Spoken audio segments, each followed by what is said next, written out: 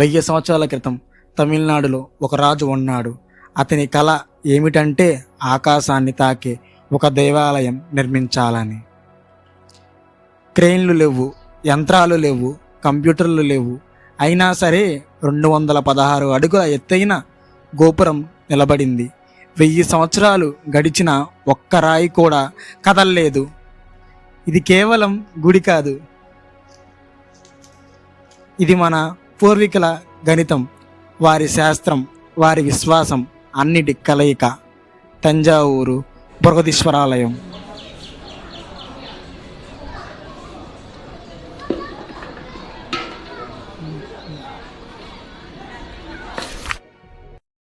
Hi guys, అందరికీ నమస్కారం, good morning, welcome back to our channel Seenu Telugu traveller.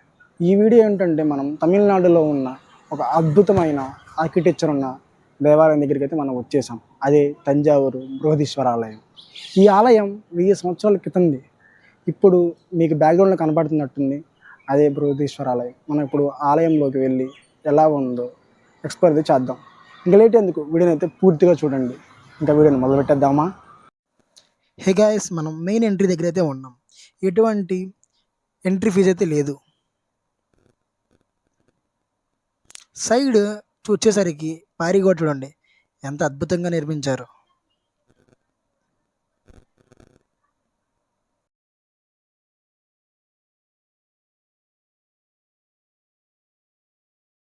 Side అయితే ఇలా టెంపుల్ గురించి అయితే రాశారు. Brihadeeswaralayam temple blueprint main entrance gopuram దగ్గర అయితే ఉన్నాం. టెంపుల్ లోనికి అయితే వెళ్తున్నాం.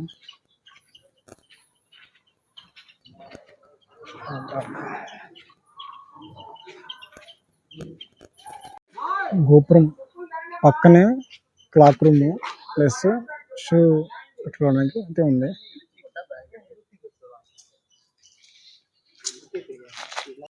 ఒక చెప్పులు పెడతాయితే 1 రూపీ అయితే తీసుకున్నారు. బ్యాక్ వచ్చేసరికి 20 రూపీస్ అంట.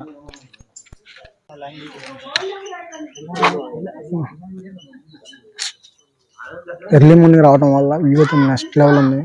ఇంకా సన్ని వల్ల వెనకమాల మీకు ఇంకొక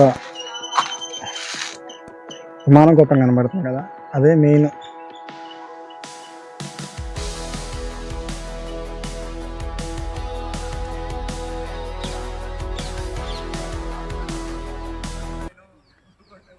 ఈ గుడిని మహా చౌల చక్రవర్తి రాజరాజ చౌల అయి నిర్మించారు.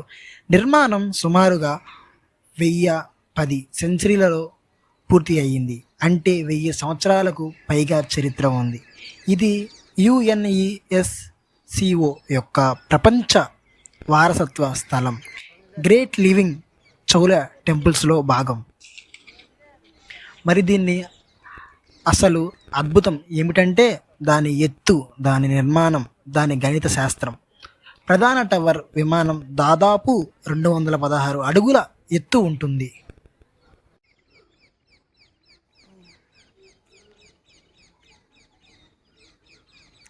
ఒకప్పుడు మీకు ఇక్కడ కనపడుతుంది కదా, బావి వెనకమాల ఒక నంది.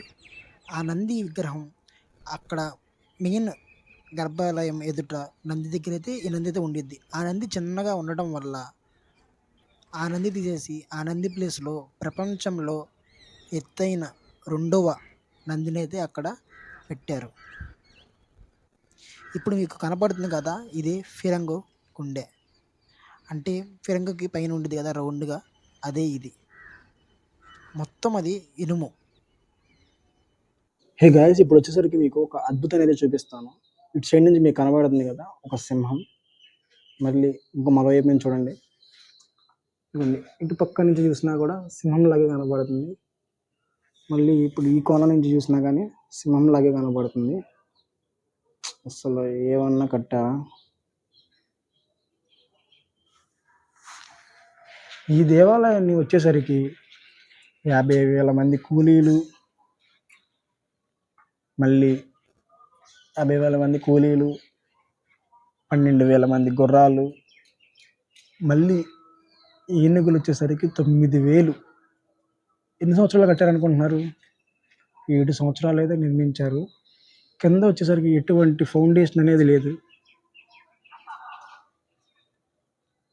ఓన్లీ మళ్ళీ ఎటువంటి సిమెంటు మట్టి ఏది వాడుకోకుండా అచ్చంగా లాక్ సిస్టమ్తోనే ఈ దేవాలయాన్ని నిర్మించారు. పైగా మీకు స్తూపంలా కనబడుతుంది చూసారా, ఈ విమాన గోపురం దగ్గర పైన. అది వచ్చేసరికి ఓన్లీ 80 టన్నులంట. ఆ 80 టన్నుల్ని అక్కడ ఎలా పెట్టారో అదే మిస్టరీ, అదే హిస్టరీ. చెక్కు చెదరలో ఇప్పటికి.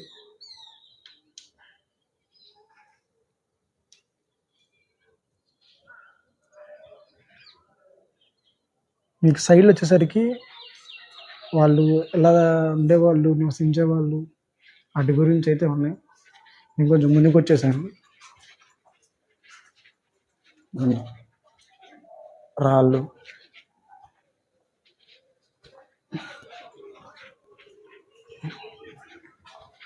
ఇది వచ్చేసరికి వాటర్ స్టోర్ చేయడానికి అనుకుంటా. దీనికి అసలు ఓలి అలా పెట్టారు. ఇదంతా రాయి ఎలా చెక్కారు.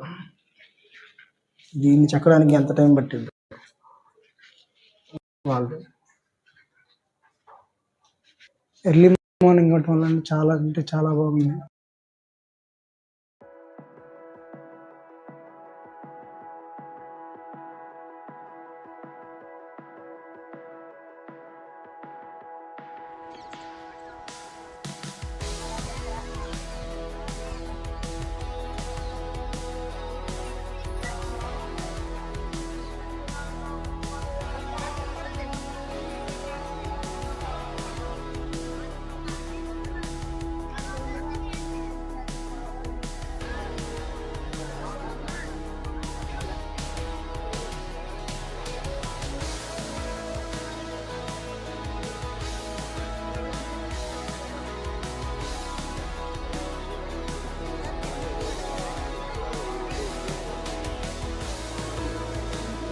గర్భగుడిలో ఉన్నా లోనకి ఫోన్లోకి వెళ్ళాలి.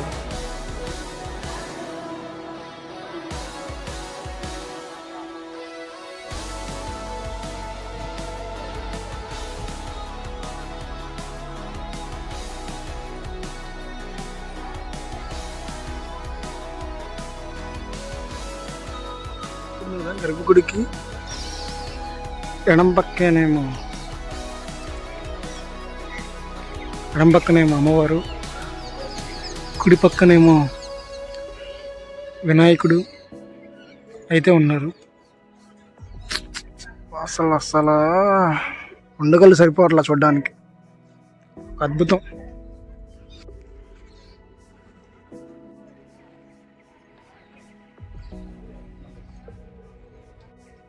ఇప్పుడు వచ్చేసరికి మనం బృహదేశ్వరంలో ఉన్నాం కదా. ప్రసాదం కౌంటర్లో ప్రసాదం పులిహోర ఎమ్మెల్యేస్ తీసుకున్నాను. 50 రూపీస్ అయింది. టేస్ట్ చాలా బాగుంది. ఇప్పుడు మనం ఇక్కడ నుండి చిదంబరానికి అయితే వెళ్ళబోతున్నాం. ఈ వీడియోని ఇక్కడ ఎంజాయ్ చేస్తున్నాను. మీకు చిదంబరం వీడియో పెట్టగానే కావాలి అనుకుంటే మన ఛానల్ని సబ్స్క్రైబ్ చేసుకోండి. అందుబాటు పక్కన బెల్ సింబల్ యాక్టివేట్ చేసుకోండి. ఈ వీడియోని పూర్తిగా చూసిన ప్రతి ఒక్కరికి థ్యాంక్స్. ఉంటా. జై హింద్. ఓం నమః శివాయ. హర హర మహాదేవ్. శంభో శంకర.